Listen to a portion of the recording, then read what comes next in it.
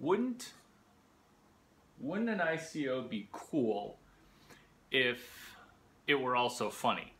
And would it be also great if the PDF were not only something that you read, but also something that you watch? Like a bibliography would be made cooler with a movieography. Wouldn't an ICO also really be cool if it actually had code that shipped?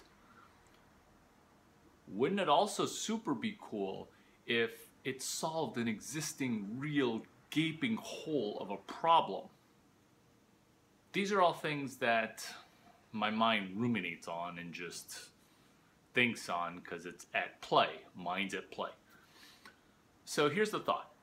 Doing an ICO where the token is a donation, but the token actually has functionality and solves a problem of, well, multiple problems. One is a hard inquiry. If you're doing a DApp, a distributed app, and you need to protect yourself from a hard credit inquiry, you can use a distributed app to house a spreadsheet of your Experian Equifax TransUnion.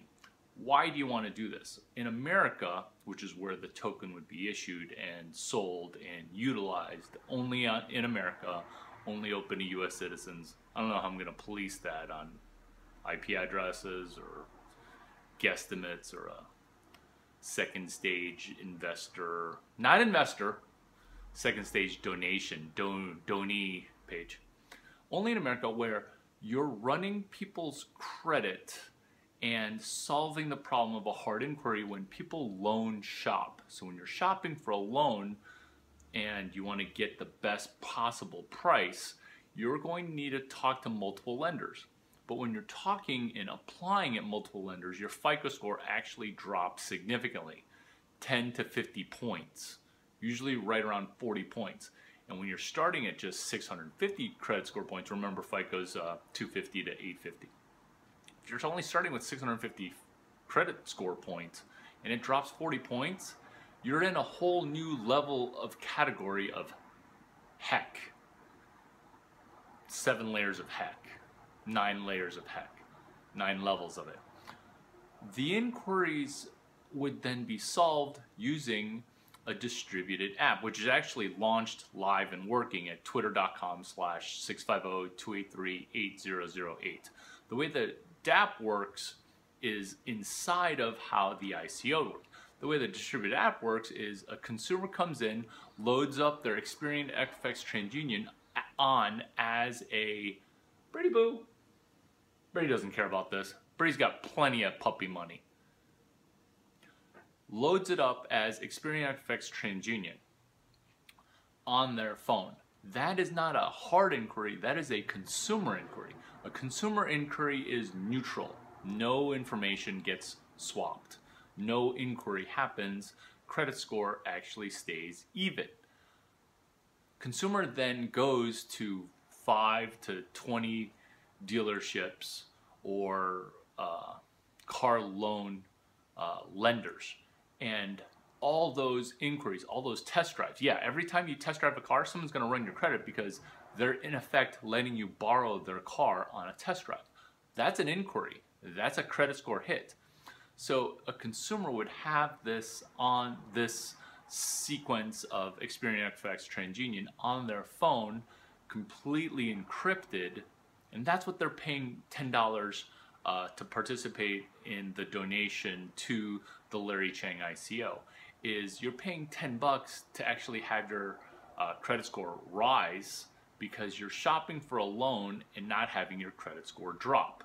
There's also more benefits to the $10 token, which I'll expand on in a bit. But the core functionality of the distributed app, the DApp, is to hide inquiries in the process for car loan shopping.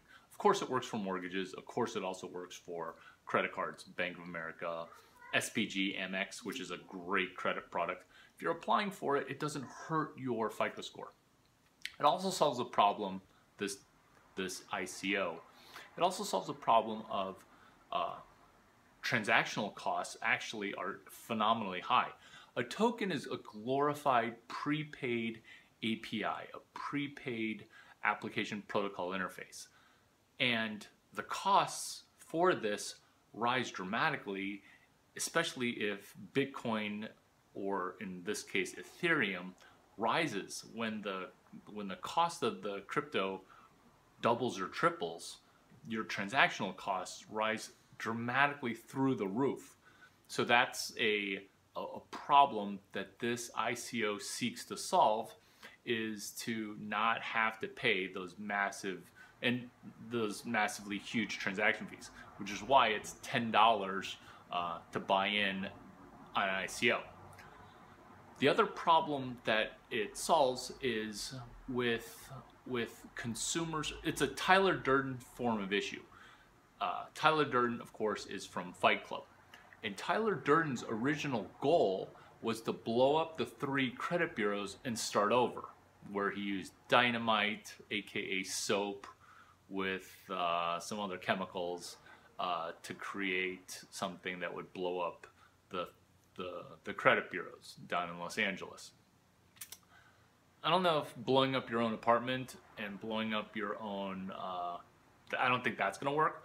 But the heart of it is actually making more fair the credit system that is massively stacked against us, that turns us into getting our blood sucked from the entire credit industry.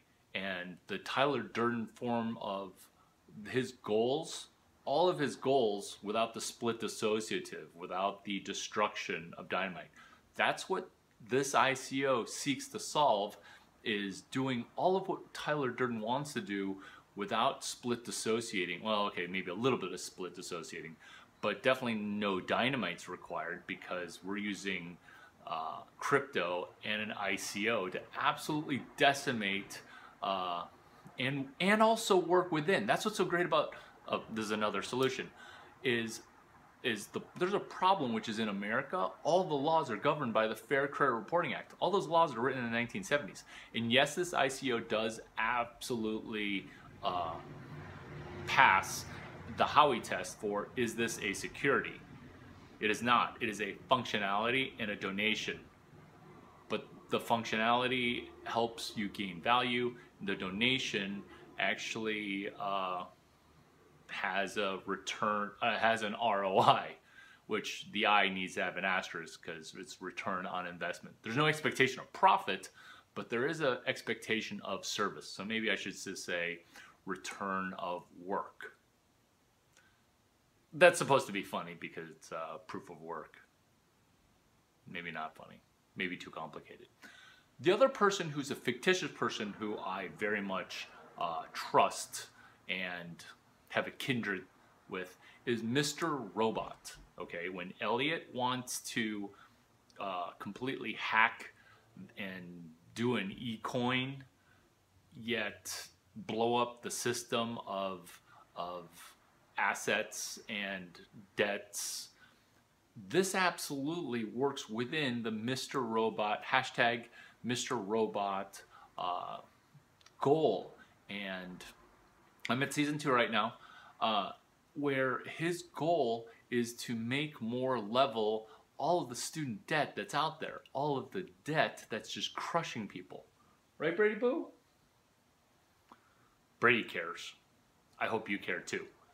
Mr. Robot wants to make sure that his super hot friend isn't crushed by credit card debt, by student loan debt, and I think her debt's up at like $180,000. What this coin does is it acts as a Mr. Robot. It does so in a dozen different ways. If you search Larry Chang, hashtag Mr. Robot, I've outlined more than a dozen ways that this fictitious character actually has geniusly awesome hacker-like ideas, but he just doesn't quite finish in doing an ICO. Doesn't quite finish in providing a priming the pump, where if a user puts in $10, they save 40 points of FICO. That's what the core of this functionality is. couple other things I'll rifle off. You'll always be able to get a snapshot. Every nickel in, every nickel out, you'll be able to get a snapshot of balances. I'm turning the ICO money into fiat. I'm a huge American supporter. I love CS183 law. I worked fervently on HR 3606, the Crowdfunding Act, HR 3606, if you want to look that up. Also HR 627, the Credit Card Act. I don't know if I'm going to put this in the PDF because it's super boring to talk about lobbying of United States laws, but United States securities laws were written in the 1920s. America's credit laws were written in the 1970s. I don't think I'm going to put that in the PDF either because that's super boring, but postage stamps are the entree, PO boxes. These are all part of the token, and that's why it's called the hashtag Larry Chang token, ICO, simply because there are things that are so counterintuitive with credit, and using something more complex like a cryptocurrency and its distributed ledger to explain it is hard. That's why I do a stepwise function where all the functionality of the dApp is provided without first downloading the dApp, and that's hashtag CS183 appdl, CS Computer Science 183 appdl. And that's forked from CS183 appdl, which is having full app functionality without having to download the app. So forked CS183 dApp, D-A-P-P, D-L as in download, is forked from CS183 appdl. Example of a CS183 appdl is where you check into the Four Seasons, but you don't have the app, and the email and the text from Four Seasons allow you app functionality of being able to check into your room without downloading the app. So there's a lot of information. If you want to repeat any of it, also reach out. My Twitter handle is actually my phone number, twitter.com/650-283-8008.